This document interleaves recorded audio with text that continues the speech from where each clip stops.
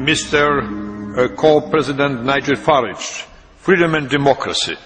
Well, good morning, Mr Van Rompuy. You've been in office for 1 year, and in that time the whole edifice is beginning to crumble. There's chaos.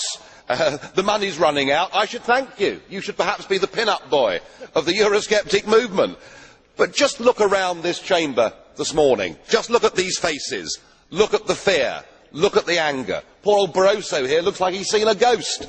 You know, they're beginning to understand that the game is up. And yet, in their desperation to preserve their dream, they want to remove any remaining traces of democracy from the system.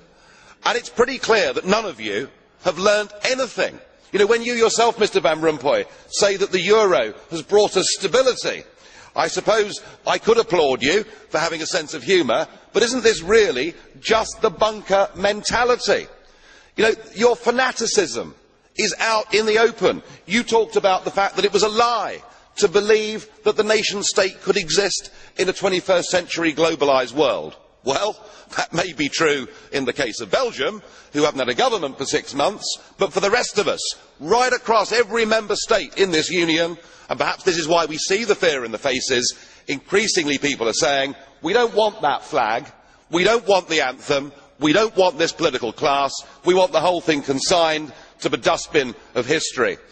And we had the Greek tragedy earlier on this year, and now we have the situation in Ireland. Now I know that the stupidity and greed of Irish politicians has a lot to do with this. They should never ever have joined the euro. They suffered with low interest rates, a false boom and a massive bust. But look at your response to them. What they're being told, as their government's collapsing, is that it would be inappropriate for them to have a general election. In fact, Commissioner Rehn here said they had to agree their budget first before they'd be allowed to have a general election. Just who the hell do you think you people are?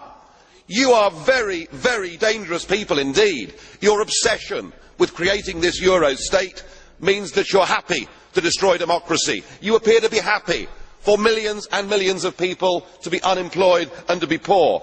Untold millions must suffer so that your euro dream can continue. Well, it won't work, because it's Portugal next. With their debt levels of 325% of GDP, they're the next ones on the list, and after that, I suspect it'll be Spain. And the bailout for Spain would be 7 times the size of Ireland, and at that moment, all of the bailout money has gone. There won't be any more. But it's even more serious than economics, because if you rob people of their identity, if you rob them of their democracy, then all they are left with is nationalism and violence. I can only hope and pray that the euro project is destroyed by the markets before that really happens.